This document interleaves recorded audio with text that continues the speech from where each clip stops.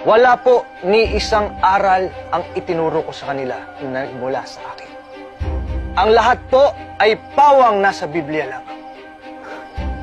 Anong wala? Hindi ba't ikaw lamang ang nagtayo nitong iglesyang ipinangangaral mo? Hindi po ako ang nagtayo ng iglesyang nasa Biblia. Sino po ba ang nagtatag ng iglesyang kinahaniban namin ngayon? Babasahin ko po sa inyo sa Mateo 16:18.